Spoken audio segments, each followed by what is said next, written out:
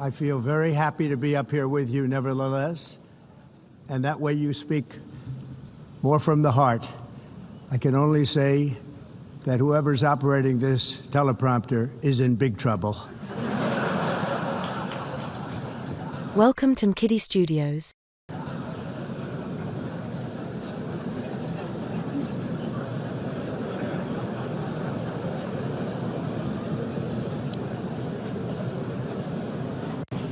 Hello, Madam First Lady. Thank you very much for being here. And Madam President, Mr. Secretary General, First Lady of the United States, distinguished delegates, ambassadors, and world leaders. 6 years have passed since I last stood in this grand hall and addressed a world that was prosperous and at peace in my first term. Since that day, the guns of war have shattered the peace I forged on 2 continents. An era of calm and stability gave way to one of the great crises of our time. What's up, manze? I hope you're feeling good, I hope you're feeling amazing, manze. MKIDDI Studios. And here in the United States, 4 years of weakness, lawlessness, and radicalism under the last administration delivered our nation into a repeated set of disasters.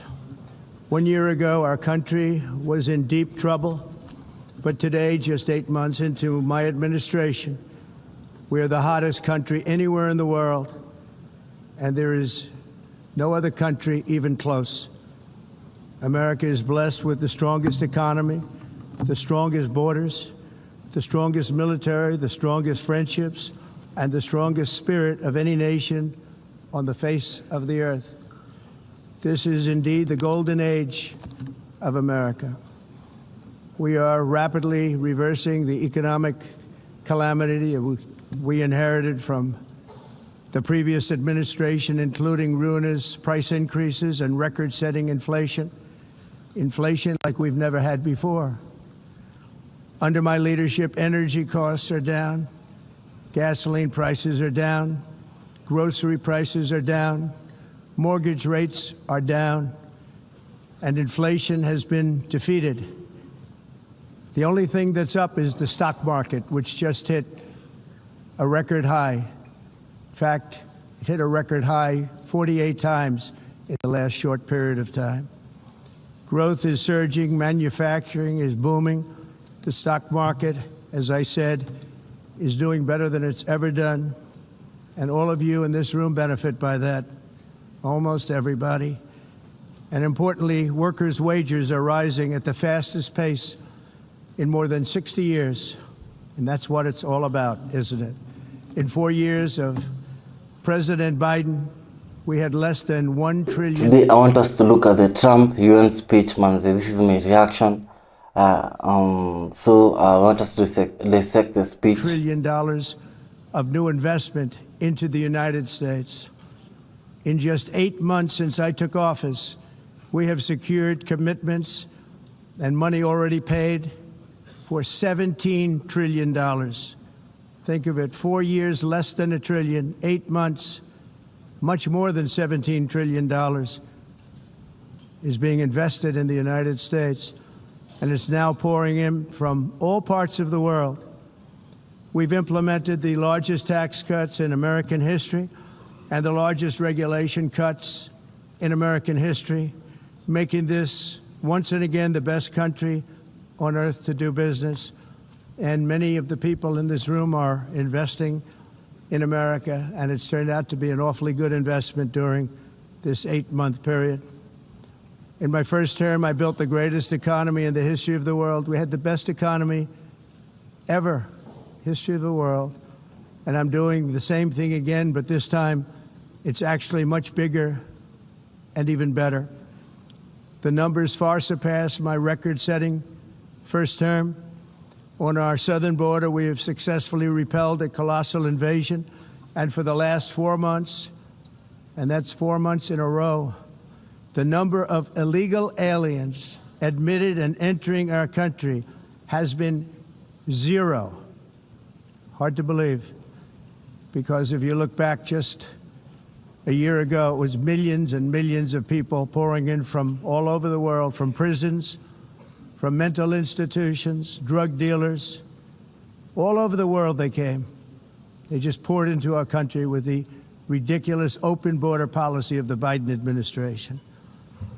So, if it's your first time being here, I truly do appreciate you. Kindly like, subscribe, share, follow. Our message is very simple. If you come illegally into the United States, you're going to jail, or you're going back to where you came from, or perhaps even further than that. You know what that means. I want to thank the country of El Salvador for the successful and professional job they've done in receiving and jailing so many criminals that entered our country.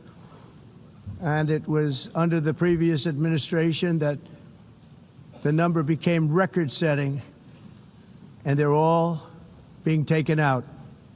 We have no choice. And other countries have no choice, because other countries are in the exact same situation with immigration. It's destroying your country, and you have to do something about it. On the world stage, America is respected again like it has never been respected before. You think about 2 years ago, 3 years ago, 4 years ago, or 1 year ago, we were a laughingstock all over the world. At the NATO summit in June, virtually all NATO members formally committed to increase defense spending at my request from 2% to 5% of GDP, making our alliance far stronger and more powerful than it was. So, ladies and gentlemen, Donald Trump is back on the world stage, and this time he's telling the United Nations that it has tremendous potential, but delivers nothing but empty words. Than it was ever before. In May, I traveled to the Middle East to visit my friends and rebuild our partnerships in the Gulf, and those valued relationships with Saudi Arabia, Qatar, and the UAE and other countries are now, I believe, closer than ever before. My administration has negotiated one historic trade deal after another, including with the United Kingdom, the European Union, Japan, South Korea, Vietnam, Indonesia, the Philippines, Malaysia, and many, many others. Likewise, in a period of just 7 months, I have ended 7 unendable wars. They said they were unendable. You're never going to get them solved. Some were going for 31 years, 2 of them, 31, think of it, 31 years. One was 36 years. One was 28 years. I ended 7 wars. And in all cases, they were raging with countless thousands of people being killed. This includes Cambodia and Thailand, Kosovo and Serbia, the Congo and Rwanda, a vicious, violent war that was, Pakistan and India, Israel and Iran, Egypt and Ethiopia, and Armenia and Azerbaijan. It included all of them. No president or prime minister, and for that matter, no other country has ever done anything close to that. And I did it in just 7 months. It's never happened before. There's never been anything like that. I'm very honored to have done it. It's too bad that I had to do these things instead of the United Nations doing them. And sadly, in all cases, the United Nations did not even try to help in any of them. I ended 7 wars, dealt with the leaders of each and every one. Now, love him or hate him, you cannot deny this man knows how to grab global attention. But here's the big question. In every one of these countries, and never even received a phone call from the United Nations offering to help in finalizing the deal. All I got from the United Nations was an escalator that on the way up stopped right in the middle. If the First Lady wasn't in great shape, she would have fallen. But she's in great shape. We're both in good shape. We both stood. And then a teleprompter that didn't work. These are the 2 things I got from the United Nations, a bad escalator and a bad teleprompter. Thank you very much. And by the way, it's working now. It just went on. Thank you. I think I should just do it the other way. It's easier. Thank you very much. I didn't think of it at the time because I was too busy working to save millions of lives. That is the saving and stopping of these wars. But later I realized that the United Nations wasn't there for us. They weren't there.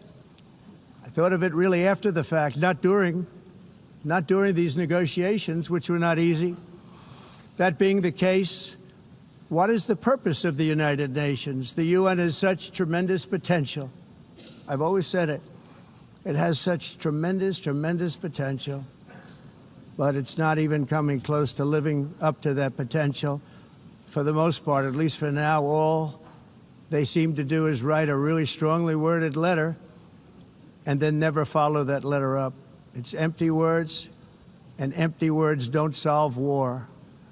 The only thing that solves war and wars is action. Now, after ending all of these wars and also earlier negotiating the Abraham Accords, which is a very big thing for which our country received no credit, never receives credit. Everyone says that I should get the Nobel Peace Prize for each one of these achievements. But for me, the real prize will be the sons and daughters who live to grow up with their mothers and fathers, because millions of people are no longer being killed in endless and unglorious wars. What I care about is not winning prizes, it's saving lives. We saved millions and millions of lives with the 7 wars. And we have others that we're working on, and you know that. Many years ago, a very successful real estate developer in New York, known as Donald J. Trump, I bid on the renovation and rebuilding of this very United Nations complex. I remember it so well. I said at the time that I would do it for $500 million, rebuilding everything. It would be beautiful. I used to talk about, I'm going to give you marble floors. They're going to give you terrazzo. I'm going to give you the best of everything. You're going to have mahogany walls. They're going to give you plastic. But they decided to go in another direction, which was... Was this a speech of substance or just more Trump showmanship? So let's break it down. Which was much more expensive at the time, and which actually produced a far inferior product. And I realized that they did not know what they were doing when it came to construction, and that their building concepts were so wrong, and the product that they were proposing to build was so bad and so costly. It was going to cost them a fortune. And I said, and wait till you see the overruns. Well, I turned out to be right. They had massive cost overruns and spent between $2 and $4 billion on the building and did not even get the marble floors that I promised them. You walk on terrazzo, do you notice that? As far as I'm concerned, frankly, looking at the building and getting stuck on the escalator, they still haven't finished the job. They still haven't finished. That was years ago. The project was so corrupt that Congress actually asked me to testify before them on the tremendous waste of money, because it turned out that they had no idea what it was, but they knew it was anywhere between $2 and $4 billion as opposed to $500 million with a guarantee. But they had no idea, and I said it cost much more than $5 billion. Unfortunately, many things in the United Nations are happening just like that, but on an even much bigger scale, much, much bigger.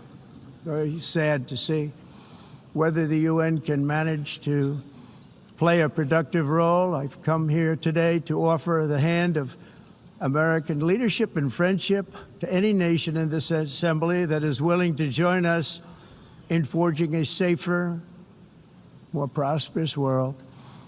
And it's a world that we'll be much happier with.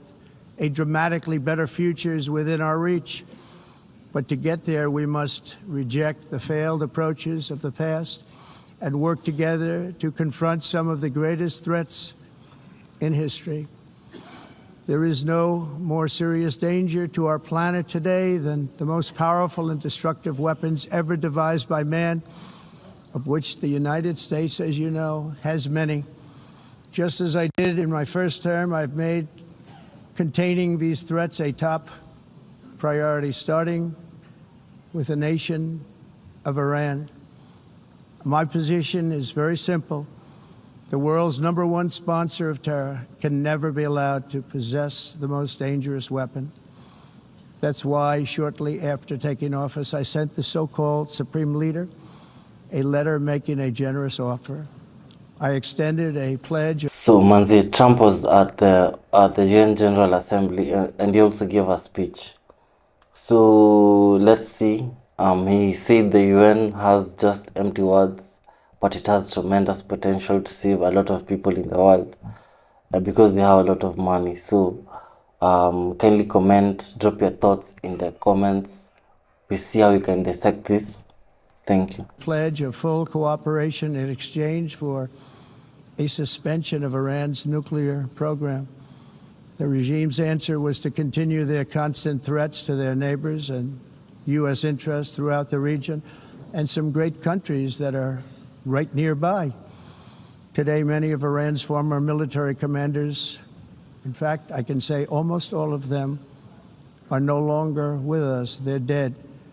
And 3 months ago, in Operation Midnight Hammer, 7 American B-2 bombers dropped the 14 30,000-pound each bombs on Iran's key nuclear facilities, totally obliterating everything. No other country on earth could have done what we did. No other country has the equipment to do what we did. We have the greatest weapons on earth. We hate to use them.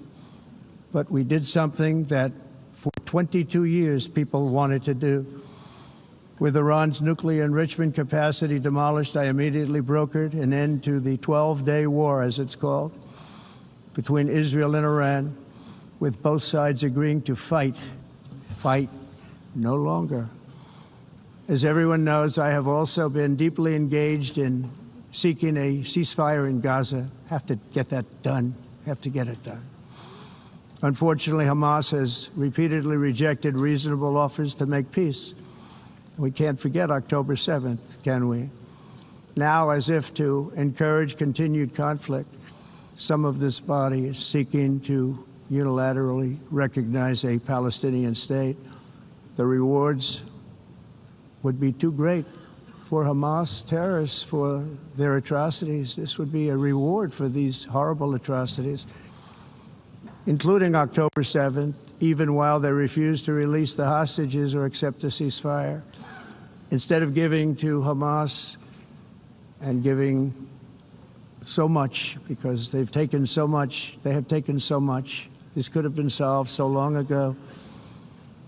But instead of giving in to Hamas's ransom demands, those who want peace should be united with one message: release the hostages now. Just release the hostages now. Thank you.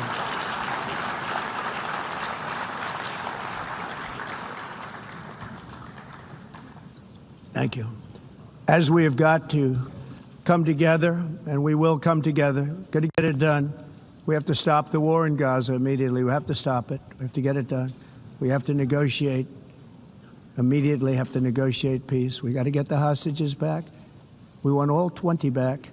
We don't want 2 and 4. As you know, I got, along with Steve Witkoff and others that helped us, Marco Rubio, we got most of them back. We were involved in all of them. But I always said the last 20 are going to be the hardest, and that's exactly what happened. We have to get them back now. We don't want to get back 2, and then another 2, and then 1, and then 3. Have this process. No, we want them all back, and we want the actually 38 dead bodies back too.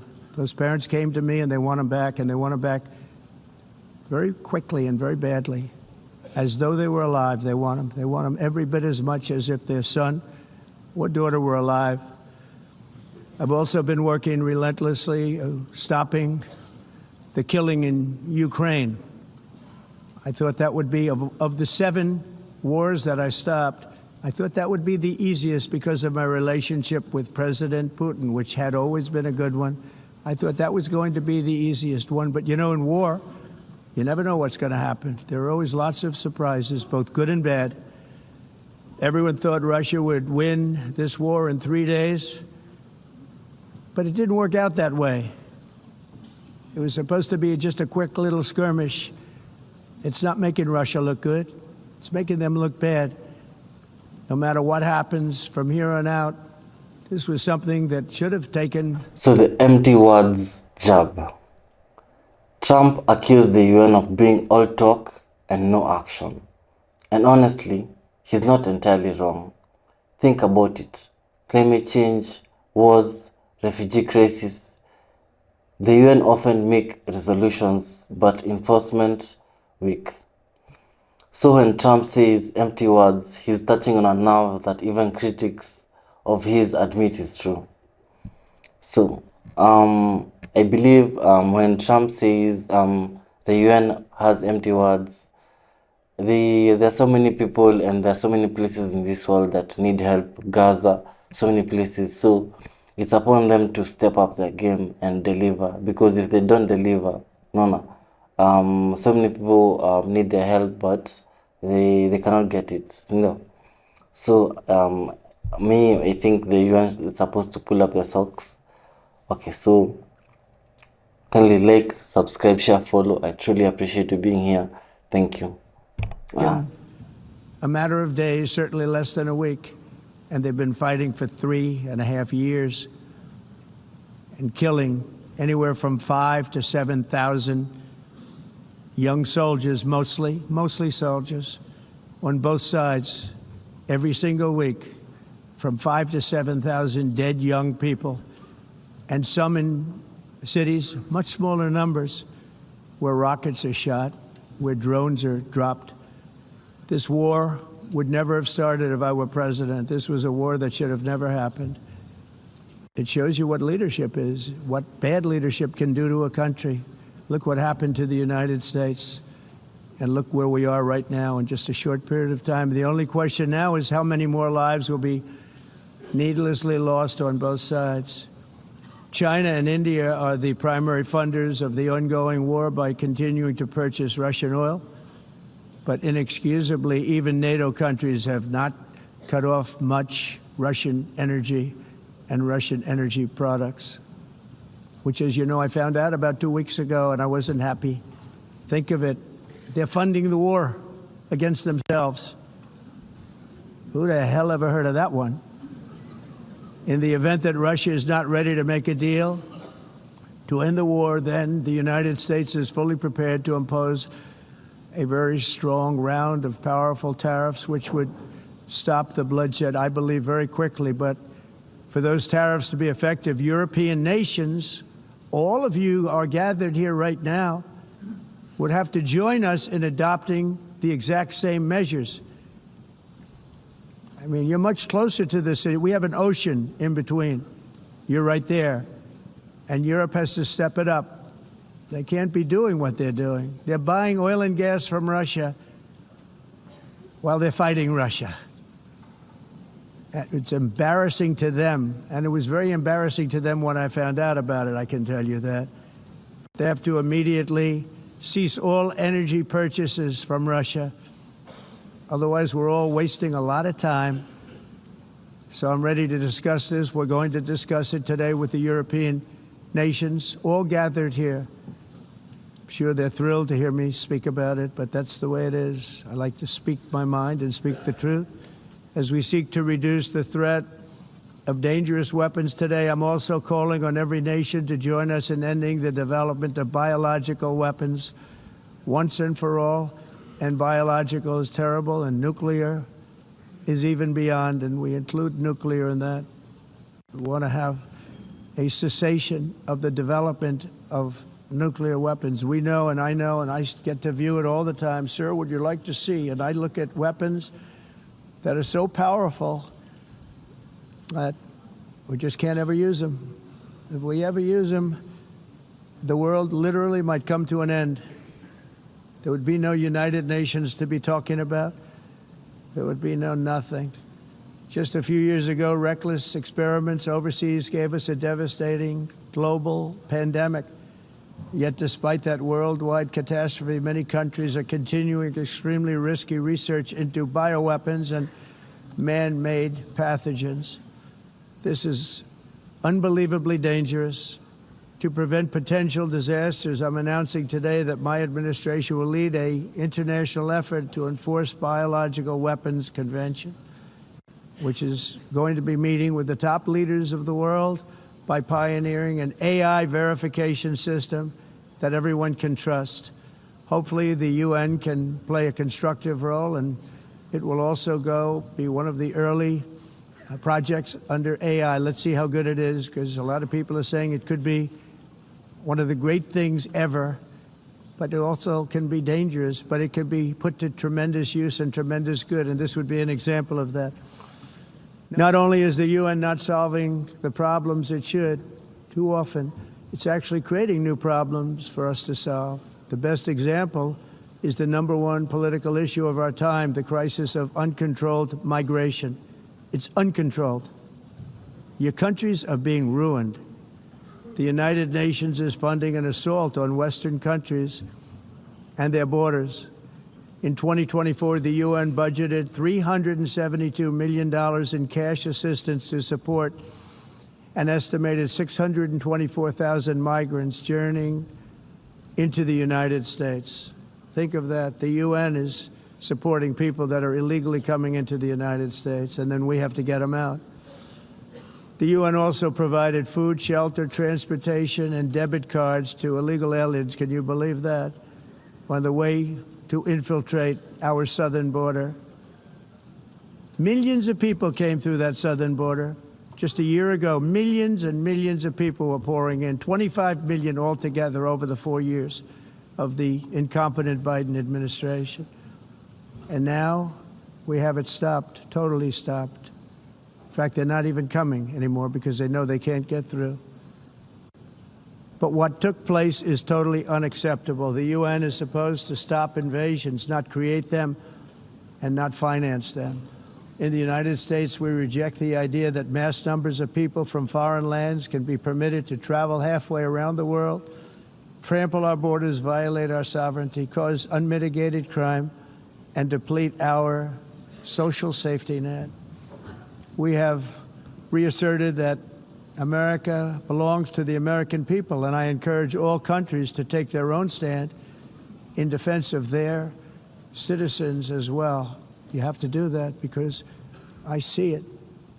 I'm not mentioning names. I see it, and I can call every single one of them out. You destroy The America First vibe, sir. So kindly like, subscribe, share, follow. If it's your first time being here, I truly do appreciate you being here. If you subscribe, it helps other people see this channel. If you like, it also helps other people see this channel. So kindly like, subscribe, share, follow. I truly do appreciate this gesture. Thank you. Let's continue. You're destroying your countries. They're being destroyed. Europe is in serious trouble. They've been invaded by a force of illegal aliens like nobody's ever seen before. Illegal aliens are pouring into Europe. Nobody's doing anything to change it, to get them out. It's not sustainable. And because they choose to be politically correct, they're doing just absolutely nothing about it. And I have to say, I look at London, where you have a terrible mayor, terrible, terrible mayor. And it's been so changed, so changed. Now they want to go to Sharia law, but you're in a different country. You can't do that. Both the immigration and their suicidal energy ideas will be the death of Western Europe if something is not done immediately. This cannot be sustained. What makes the world so beautiful is that each country is unique. But to stay this way, every sovereign nation must have the right to control their own borders. You have the right to control your borders, as we do now, and to limit the sheer numbers of migrants entering their countries and paid for by the people of that nation that were there and that built that particular nation at the time. They put their blood, sweat, tears, money into that country, and now they're being ruined. Proud nations must be allowed to protect their communities and prevent their societies from being overwhelmed by people they have never seen before, with different customs, religions, with different everything. Where migrants have violated laws, large false asylum claims or claimed refugee status for illegitimate reasons, they should, in many cases, be immediately sent home. And while we will always have a big heart for places and people that are struggling and truly compassionate, answers will be given. We have to solve the problem, and we have to solve it in their countries, not create new problems in our countries. And we are very helpful to a lot of countries that are just not able to send their people anymore. They used to send them to us in caravans of 25, 30,000 people each. These massive caravans of people pouring into our country, totally unchecked and unvetted. But not anymore. According to the Council of Europe in 2024, almost 50% of inmates in German prisons were foreign nationals or migrants. In Austria, the number was 53% of the people in prisons were from places that weren't from where they are now. In Greece, the number was 54%, and in Switzerland, beautiful Switzerland, 72% of the people in prisons are from outside of Switzerland. When your prisons are filled with so-called asylum seekers who repaid kindness, and that's what they did, they repaid kindness with crime. It's time to end the failed experiment of open borders. You have to end it now. I can tell you. I'm really good at this stuff. Your countries are going to hell. In America, we've taken bold action to swiftly shut down uncontrolled migration. Once we started detaining and deporting everyone who crossed the border and removing illegal aliens from the United States, they simply stopped coming. They're not coming anymore. We're getting a lot of credit, but they're not coming anymore. This was a humanitarian act for all involved, because on the trips up, thousands of people a week were dying. Women were being raped. Nobody's ever seen anything like it. Raped, horribly beaten, raped. On the trip up, the journey up, it was a long walk. It was a long, arduous journey, indeed. And it was also a historic victory against human trafficking throughout the region. What we did was a victory, and we saved so many lives of people that wouldn't make the journey. That journey was loaded up with death. Loaded up with death. Dead bodies all along the roads of jungles to get up. They go through jungles, they go through areas so hot you couldn't breathe. They were dying of suffocation, areas so hot that you couldn't breathe. Dead bodies all over. By them not coming, we're saving tremendous numbers of lives. My people have done a fantastic job in doing what they did, and the American public agrees with it. I mean, I was very proud to see this morning I have the highest poll numbers I've ever had. Part of it is because of what we've done on the border. I guess the other part is what we've done on the economy. Joe Biden's policies empowered murderous gangs, human smugglers, child traffickers, drug cartels, and prisoners from all over the world. The previous administration also lost nearly 300,000 children. Think of that. They lost more than 300,000 children, little children, who were trafficked into the United States on the Biden watch, many of whom have been raped, exploited, and abused, and sold. Sold. Nobody talks about that. The fake news doesn't write about it. With many others, young children who are missing or dead. And we found a lot of these children, and we're sending them back, and we've been sending them back to their parents. They said, nobody knows who they are. They said, where do you come from? And they'll give us a country, and we'll find out, and we'll figure it out, and we'll bring them back to their homes. And the mother and father rush to the door, and their tears in their eyes. They can't believe that they're seeing their son or daughter, their little son or daughter again. We've done almost 30,000 of them so far. Any system that results in the mass trafficking of children is inherently evil. Yet that is exactly what the globalist migration agenda has done, and it's what it's all about. In America, those days, as you know, are over. The Trump administration is working, and we are continuing to work to track down the villains that are causing this problem, and also, as I said, to get back the 30,000 we've already returned. Now I think we're going to have another. We're going to find a lot. You're not going to find all of them. 300, more than 300,000. They're lost or they're dead. They're lost or they're dead because of the animals that did this. To protect our citizens, I've also designated multiple savage drug cartels as far as and you see this, and you see it happening right before your eyes. Let's put it this way, people don't like taking big loads of drugs in boats anymore. There aren't too many boats that are traveling on the seas by Venezuela. They tend not to want to travel very quickly anymore. And we've virtually stopped drugs coming into our country by sea. We call them the water drugs. They kill hundreds of thousands of people. I've also designated multiple savage drug cartels as far as foreign terrorist organizations, along with two bloodthirsty transnational gangs, probably the worst gangs anywhere in the world, MS-13 and Tren de Aragua. Tren de Aragua is from Venezuela, by the way. Such organizations torture, maim, mutilate, and murder with impunity. They're the enemies of all humanity. And for this reason, we've recently begun using the supreme power of the United States military to destroy Venezuelan terrorists and trafficking networks led by Nicolas Maduro.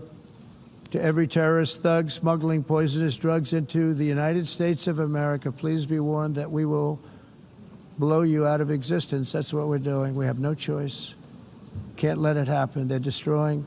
I believe we lost 300,000 people last year to drugs, 300,000. Fentanyl and other drugs. Each boat that we sink carries drugs that would kill more than 25,000 Americans. We will not let that happen. Energy is another area where the United States is now thriving like never before.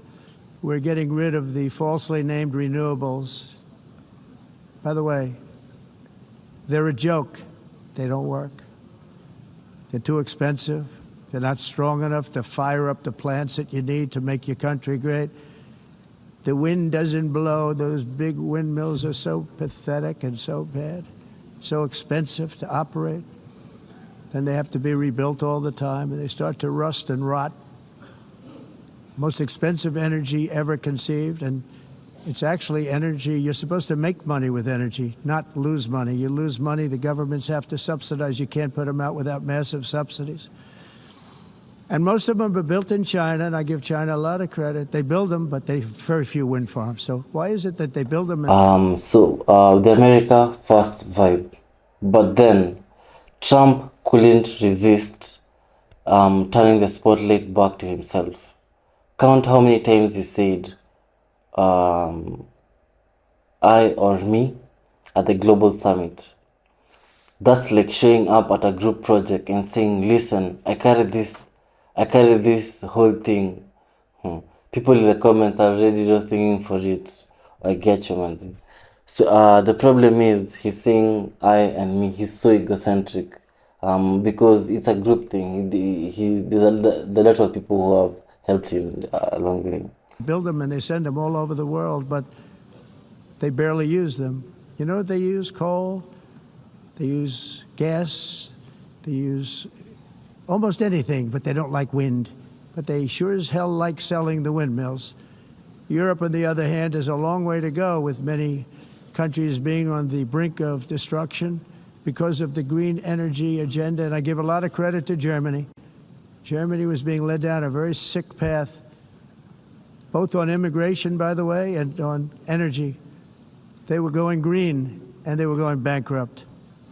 And the new leadership came in, and they went back to where they were, with fossil fuel and with nuclear, which is good. It's now safe, and you can do it properly. But they went back to where they were, and they opened up a lot of different plants, energy-producing plants, and they're doing well. I give Germany a lot of credit for that.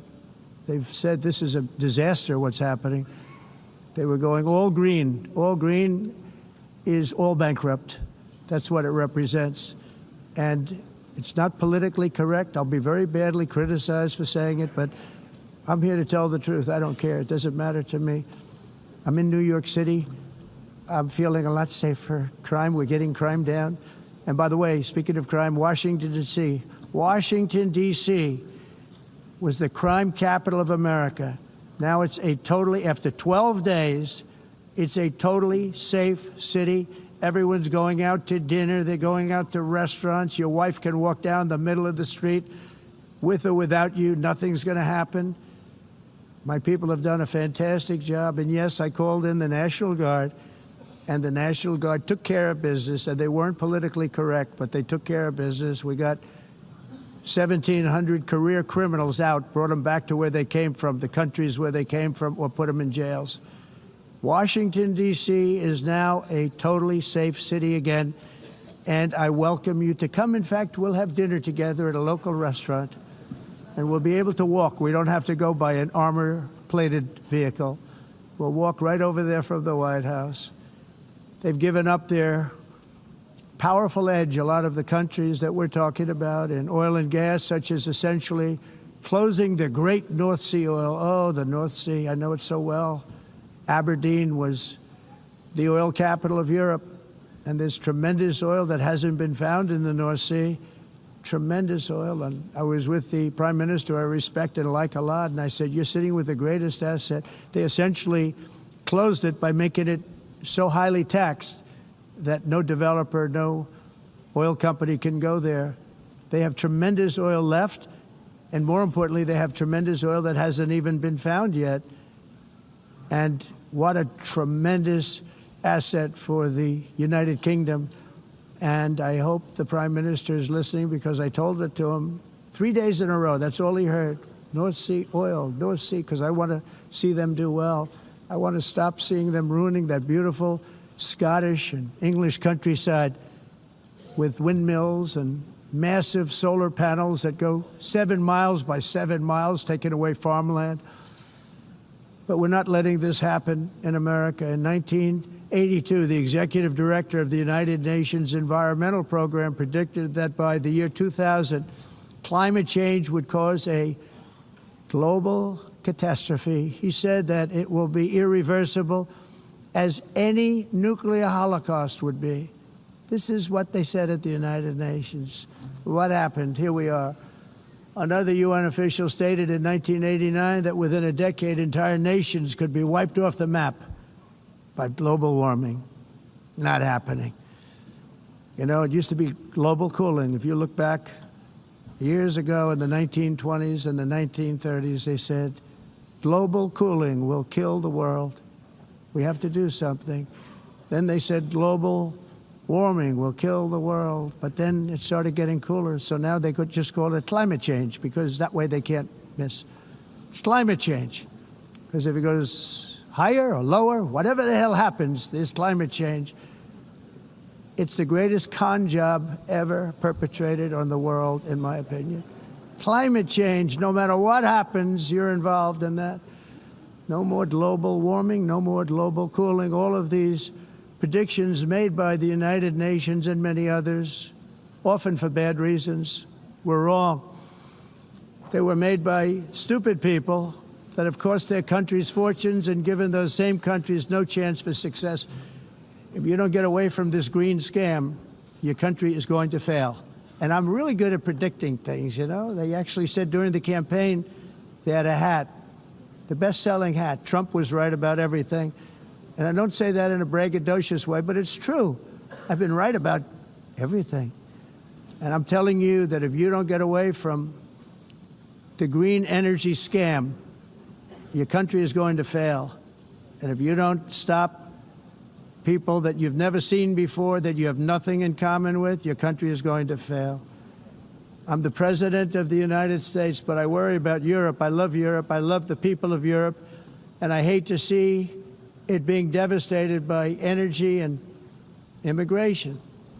This double-tailed monster destroys everything in its wake, and they cannot let that happen any longer. You're doing it because you want to be nice. You want to be politically correct, and you're destroying your heritage. They must take control strongly and immediately of the unmitigated immigration disaster and the fake energy catastrophe before it's too late.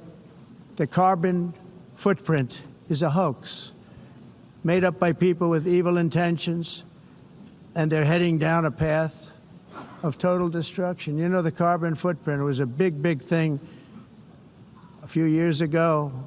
I remember hearing about the carbon footprint, and then President Obama would get into Air Force One, a massive Boeing 747, and not a new one, an old one with old engines that spew everything into the atmosphere.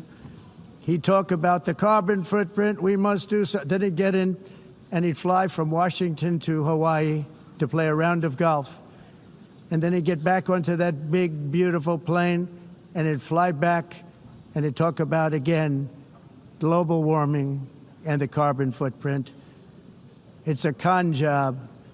At extreme cost and expense, Europe reduced its own carbon footprint by 37%. Think of that. Congratulations, Europe. Great job. You cost yourself a lot of jobs, a lot of factories closed, but you reduced the carbon footprint by 37%. However, for all of that sacrifice and much more, it's been totally wiped out and then some by a global increase of 54%. Much of it coming from China and other countries that are thriving around China, which now produces more CO2 than all the other developed nations in the world. So gas, food and energy claims. He claimed gas prices are down, electricity is down, groceries are down. Sindio? But many Americans watching at home are like, wait, where? Which supermarket, bro? The comment sections are literally clowning him for living in a parallel universe. So manzi, Trump said the gas prices, the food prices, and the energy prices are low in America. And guys in the States are like, nah, bro, this is a lie. So I think the best thing these guys are supposed to do when you're giving a huge mandate like being a president or being at the head of UN, you're supposed to do actual job, and that's a lot of work.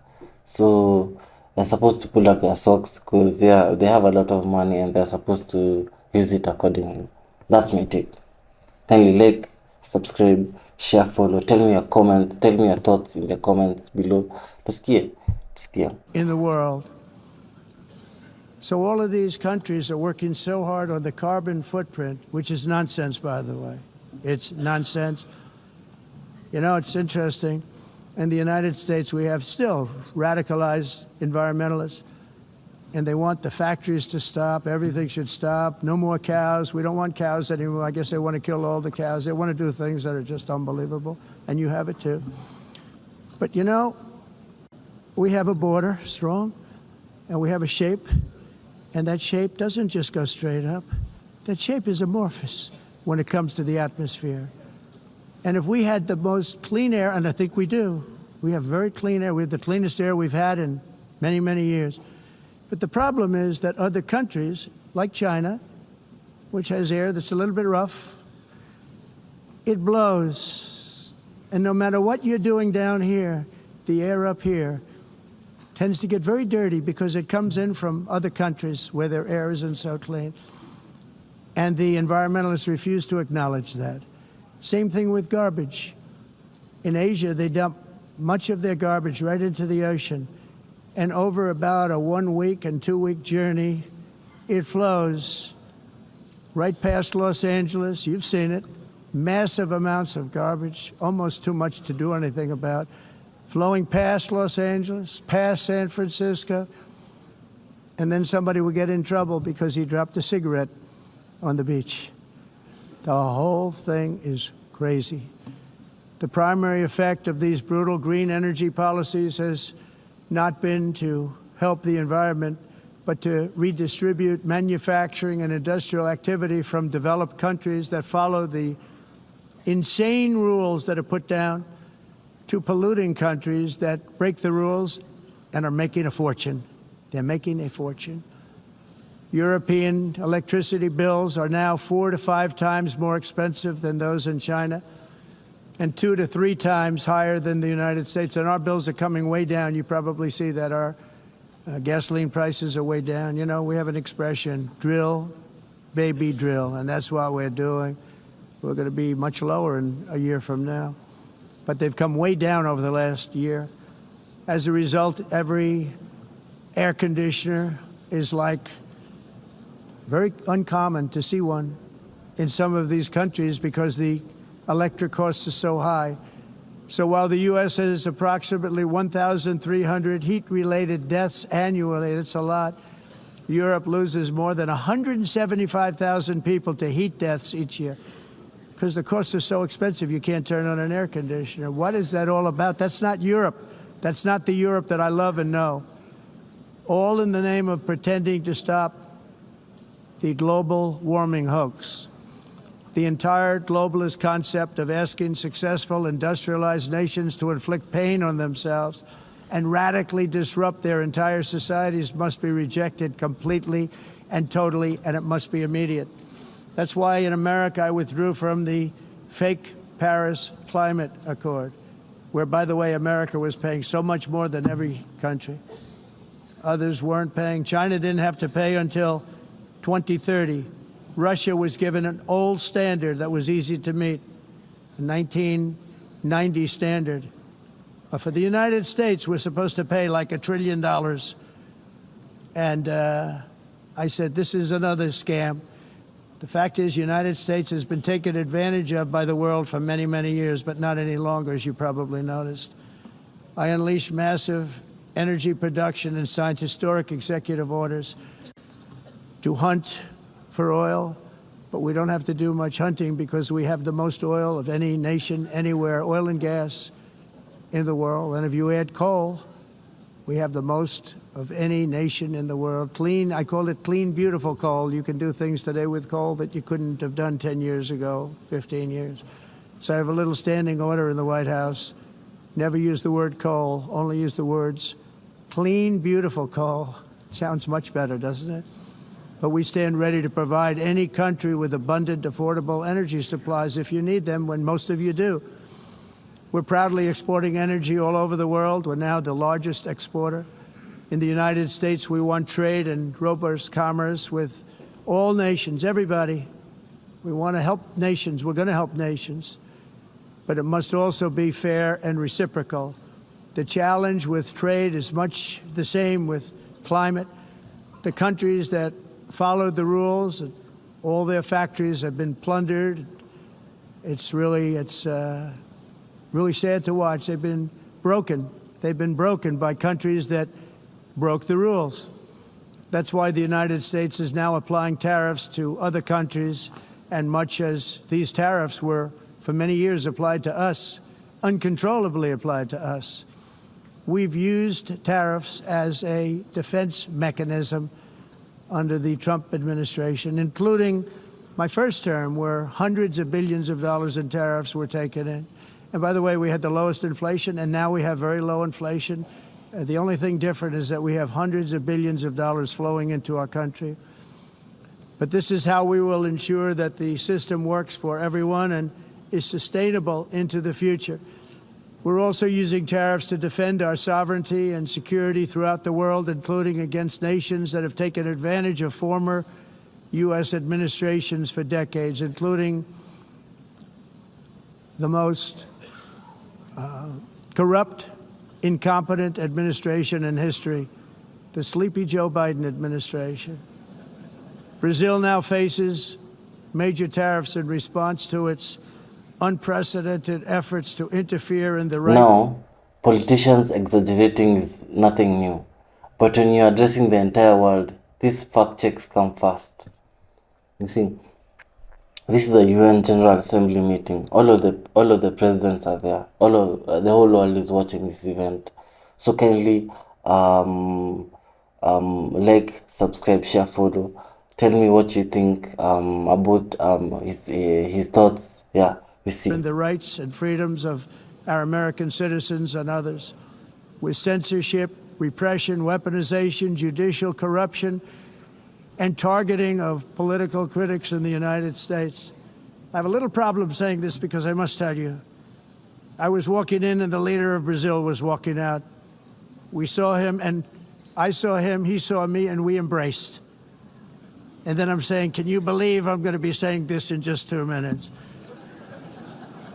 But we actually agreed that we would meet next week. We didn't have much time to talk, like about 20 seconds. They were in retrospect, I'm glad I waited because this thing didn't work out too well. But we did talk.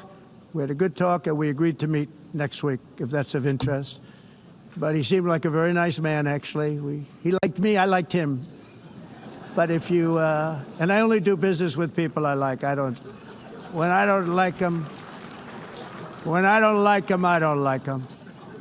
But we had, at least for about 39 seconds, we had excellent chemistry. It's a good sign.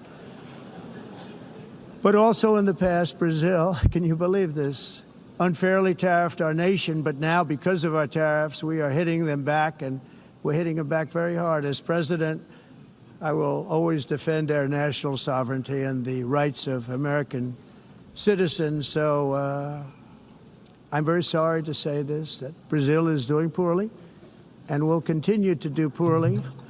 They can only do well when they're working with us. Without us, they will fail, just as others have failed. It's true. Next year, the United States will celebrate the 250th anniversary of our glorious independence, a testament to enduring power and American freedom and spirit. We will also be proudly hosting the 2026 FIFA World Cup, and shortly thereafter, the 2028 Olympics, which is going to be very exciting. I hope you all come. I hope that countless people from all over the globe will take part of these will be great celebrations of liberty and human achievement, and that together we all can rejoice in the miracles of history that began in July 4th, 1776, when we founded the light to all nations. And it's something really that an amazing thing came out of that date. It's called the United States of America. In honor of this momentous anniversary, I hope that all countries who find inspiration in our example will join us in renewing our commitment, values, and those values, really, that we hold so dear. Together, let us defend free speech and free expression. Let us protect religious liberty, including for the most persecuted religion on the planet today. It's called Christianity. And let us safeguard our sovereignty and cherish qualities that have made each of our nations so special, incredible, and extraordinary. In closing, I just want to repeat that immigration and the high cost of so-called green renewable energy is destroying a large part of the free world and a large part of our planet. Countries that cherish freedom are fading fast because of their policies on these two subjects. You need strong borders and traditional energy sources if you are going to be great again. Whether you have come from north or south, east or west, near or far, every leader in this beautiful hall today represents a rich culture, a noble history, and a proud heritage that makes each nation majestic and unique, unlike anything else in human history or any other place on the face of the earth. From London to Lima, from Rome to Athens, from Paris to Seoul, from Cairo to Tokyo and Amsterdam to right here in New York City, we stand on the shoulders of the leaders and legends, generals and giants, heroes and titans who won and built our beloved nations, all of our nations, with their own courage, strength, spirit, and skill. Our ancestors climbed mountains, conquered oceans, crossed deserts, and trekked over wide open plains. They charged into thunderous battles, plunged into grave dangers, and they were soldiers and farmers and workers and warriors and explorers and patriots. They built towns into cities, tribes into kingdoms, ideas into industries, and small islands into mighty empires. You're a part of all of that. They were champions for their people who never gave up and who never, ever gave in. Their values defined our national identities. Their visions forged our magnificent destiny. Everybody in this room is a part of it in your own way. Each of us inherits the deeds and the myths the triumphs, the legacies of our own heroes and founders who so bravely showed us the way. Our ancestors gave everything for homelands that they defended with pride, with sweat, with blood, with life, and with death. Now the righteous task of protecting the nations that they built belongs to each and every one of us. So together, let us uphold our sacred duty to our people and to our citizens. Let us protect their borders, ensure their safety, preserve their cultures, treasure, and traditions, and fight, fight, fight for their precious dreams and their cherished freedoms. And in friendship and really a beautiful vision, let us all work together to build a bright, beautiful planet, a planet that we all share, a planet of peace and a world that is richer, better, and more beautiful than ever before. That can happen. It will happen. It will happen, and I hope it can happen and start right now, right at this moment. We'll turn it around. We're going to make our countries better, safer, more beautiful. We're going to take care of our people. Thank you very much. It's been an honor. God bless the nations of the world. Thank you very much. Bye. What I really wish ABC showed us were the faces of the world leaders while he was talking, because let's be honest, half were probably thinking this guy again, and the half were like, well, at least he's saying out loud what we all whisper in private. So Manzi, I think a lot of people know Trump's character. Trump's comes out as very strong, very egocentric, and very braggadocious. So, but sasa him trying to paint the narrative that everything is okay in America is so wrong. Even Ruto is supposed to come clean and say that things are not good also here in Kenya. So, I think that's the best thing these guys can do. Just own up to the situation. Be like, things are not good, but we can work towards a better nation and a better world. Yeah. And here's why this matters globally. The UN is one of the last places where every country has a seat at the table. If one of the most powerful nations says it's falling, its forces are reckoning. You understand? The US can't say that things are bad, you know. At the United Nations General Assembly, the United States can't, the president of the first world in this world cannot say that things are bad, you know. It will create panic. So he has to show a brave face, you know. But the reality is things are supposed to be fixed, you know. Money is supposed to go to but there's supposed to be more job opportunities for people, like in Britain, like in people are complaining. But Trump is tricky. He points out real problems, then spins them into his personal brand of politics. That's why some call him a truth teller, others call him a manipulator. So, what do you make of Trump's speech, Manzi? Welcome to MKIDDI Studios.